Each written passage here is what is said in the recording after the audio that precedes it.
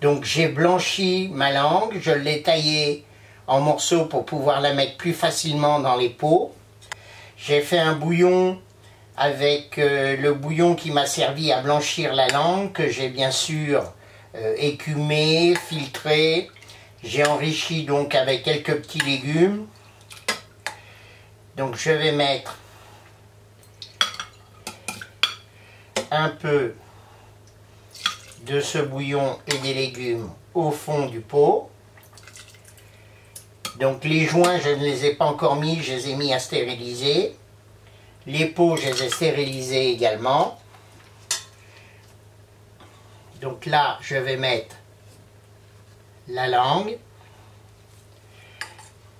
Donc on va remplir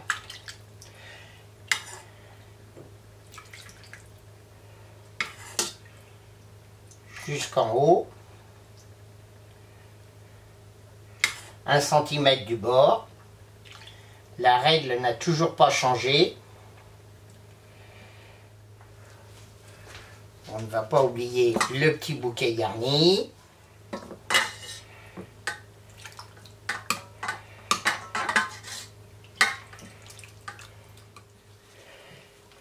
Donc je vais mettre les joints.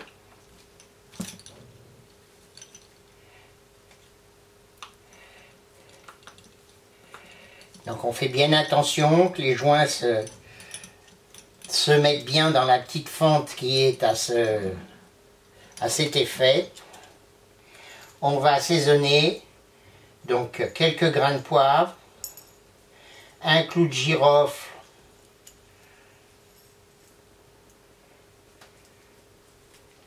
par bocal, un tout petit peu de sel parce que le bouillon était déjà un petit peu sapide.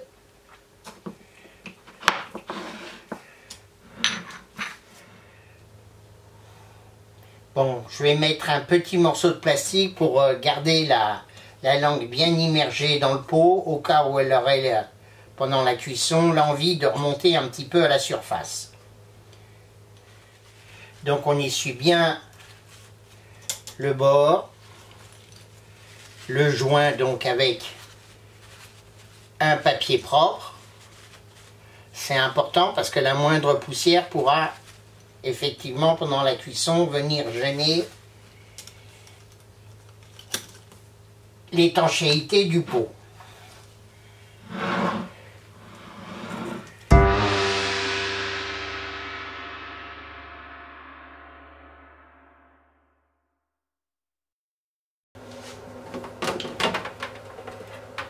Donc notre thermopongeur est arrivé en température. On va mettre les deux pots.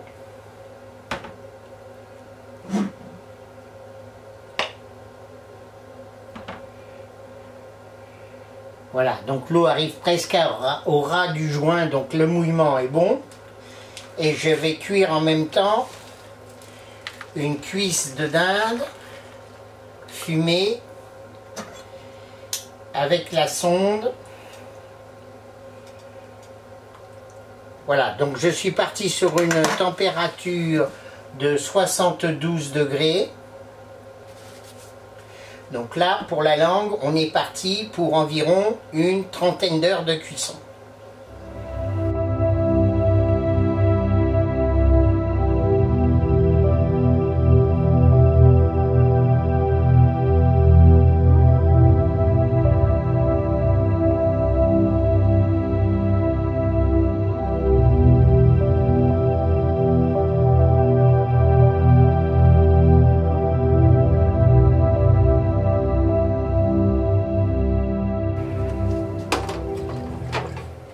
Donc nous sommes arrivés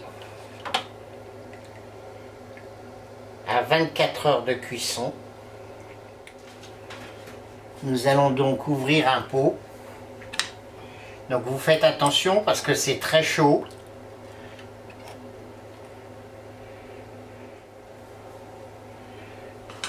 Alors, autre précaution qu'il faut prendre, quand le pot est chaud, l'air à l'intérieur est encore sous pression.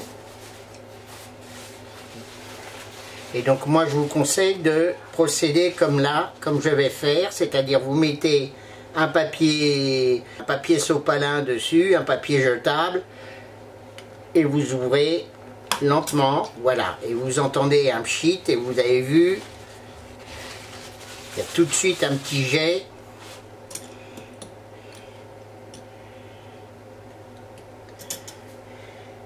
Alors,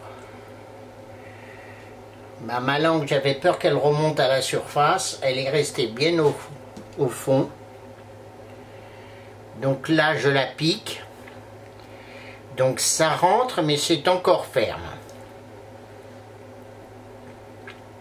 C'est encore ferme. Moi, je pense qu'on peut laisser encore cuire. Comme j'étais parti au départ, j'étais parti sur une 30aine d'heures de cuisson. Donc là, on va refermer soigneusement le pot. Donc on va déjà essuyer les bords.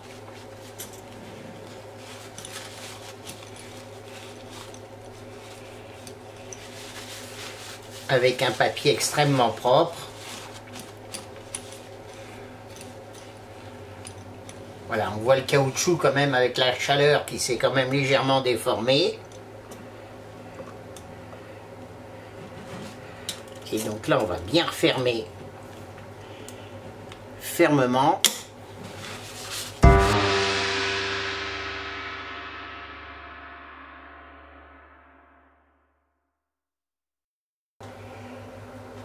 Nous sommes arrivés donc au terme de la cuisson.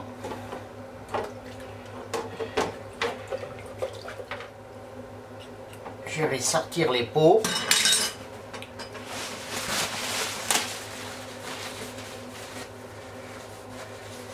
On fait attention de ne pas se brûler.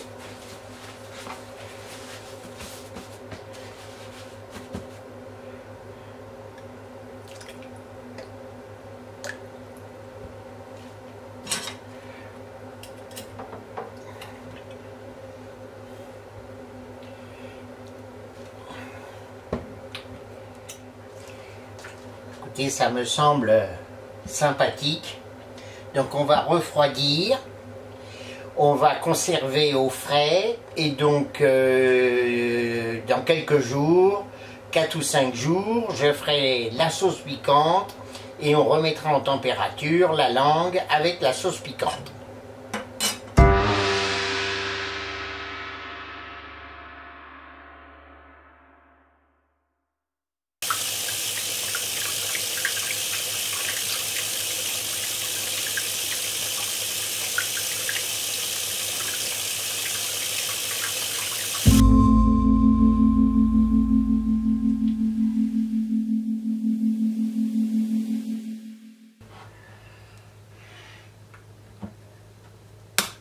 Nous allons ouvrir nos bocaux de langue.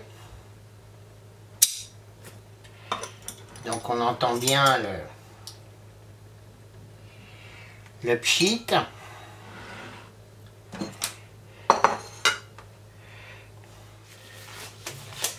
Donc nous allons sortir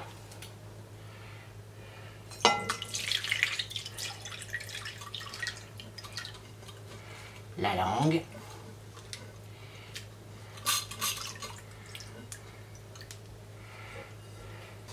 Bonne odeur.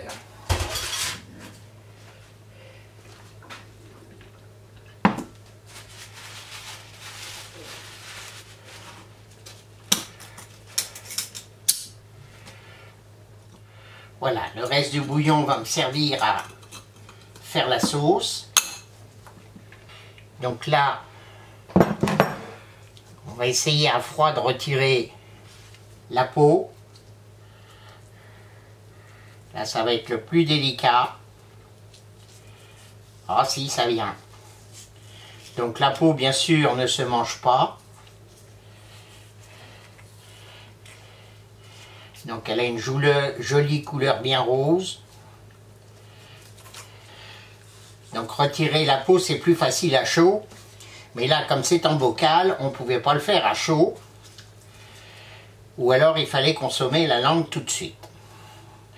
Donc je l'ai conservé 5 jours, 6 jours. au réfrigérateur. Voilà, la partie la plus fine va avoir du mal à partir, on la retirera tout à l'heure. Voilà, donc nous allons trancher notre langue. Elle est belle, hein. Elle a une jolie couleur bien rose. Là, sur une langue d'1,5 kg, je pense qu'on peut manger à 6 personnes sans problème, hein.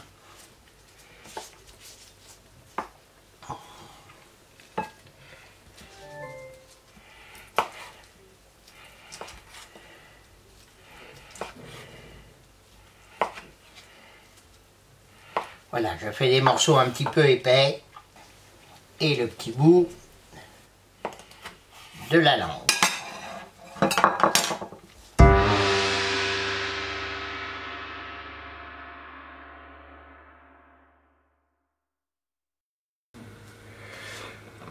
Nous allons réaliser la sauce piquante.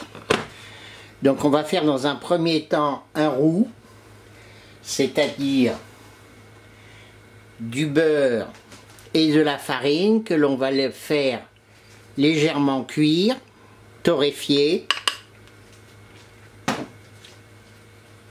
Donc autant de farine que de beurre.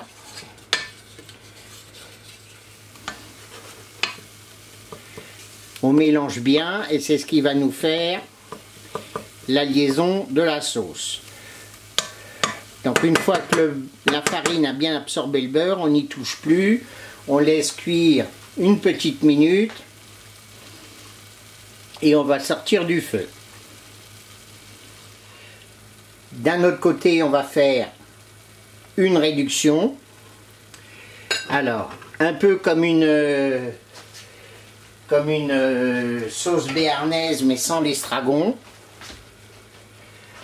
Donc on va partir avec de l'échalote,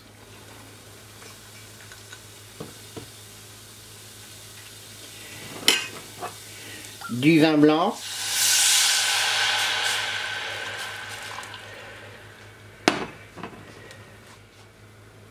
et du vinaigre. Alors, vinaigre de vin blanc, vinaigre de cidre, vinaigre de vin rouge. Et là, je mets du poivre concassé. Alors, j'en mets assez peu parce que après, je vais assaisonner ma sauce avec du piment d'Espelette. Donc, il ne faut pas que ça soit trop poivré non plus. Donc là, on fait réduire des 2/3. Voilà, notre réduction est arrivée à son terme. On va la mettre de côté. On va reprendre le roux. On va baisser le feu. Et on va ajouter le concentré de tomate. Donc là, je vais mettre, allez. Donc là, on prend un fouet.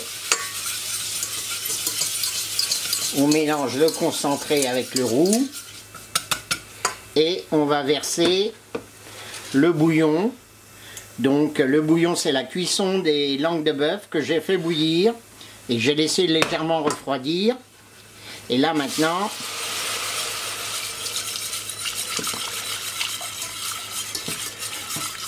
on va mouiller notre sauce.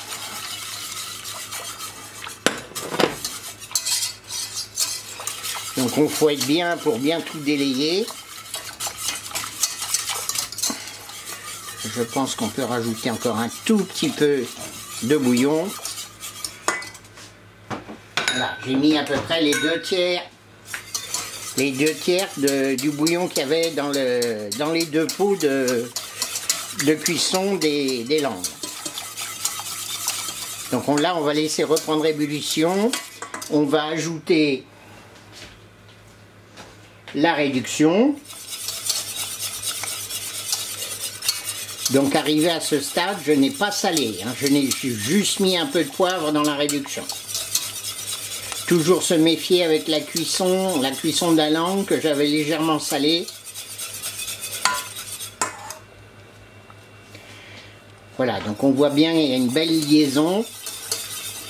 Hein, c'est la bonne consistance.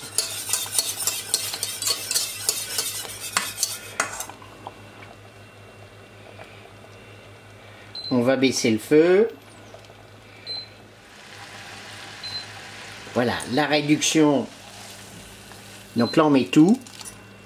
Donc c'est ce qui va amener le côté piquant de la sauce. Donc piquant, ça ne veut pas dire forcément épicé, mais c'est plutôt l'acidité du vinaigre et du vin blanc.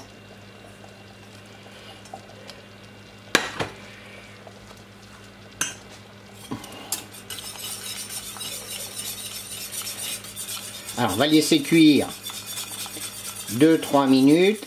On va goûter avant de terminer la sauce avec la moutarde, les cornichons et le persil haché.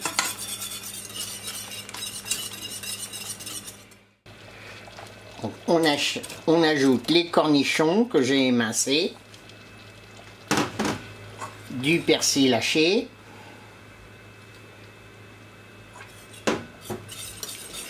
et de la moutarde forte. Alors une fois qu'on a mis la moutarde, faut pas trop faire bouillir la sauce. Un petit bouillon, une pointe de piment d'Espelette,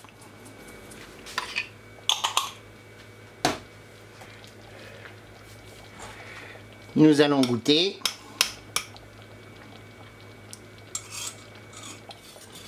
Ah, c'est super.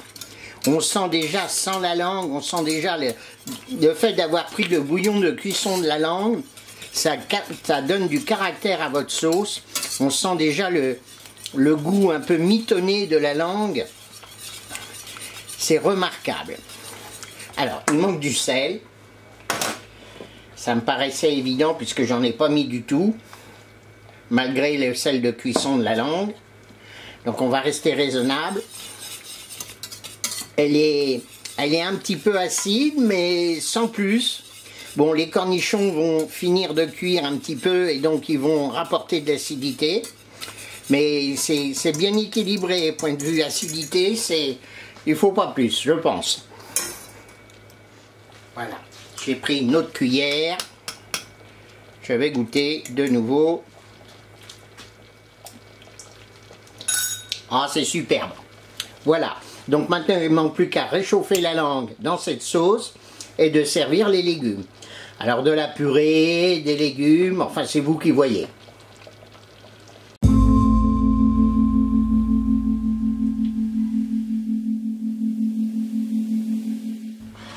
Voilà, nous allons déguster notre langue. Donc elle a une jolie couleur rose.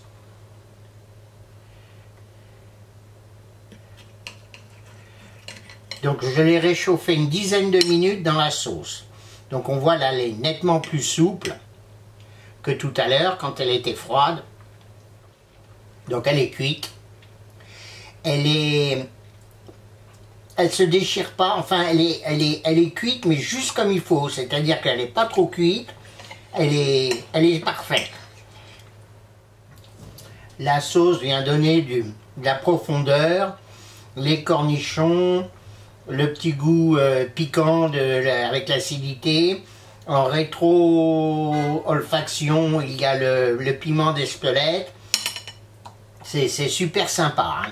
Moi, il y avait longtemps que je n'avais pas mangé d'une langue comme celle-ci.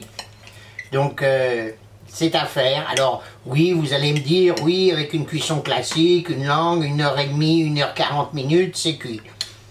Oui, mais ça n'aura pas du tout les mêmes saveurs qu'on a ici. C'est plus profond parce que tout est concentré. En plus, je me suis servi du bouillon de cuisson qui était très court pour faire la sauce.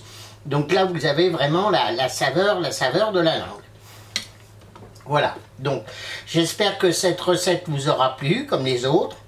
N'oubliez pas de vous abonner à Chef Founet TV si vous ne l'êtes pas, de mettre un pouce et de partager cette recette sur les réseaux sociaux.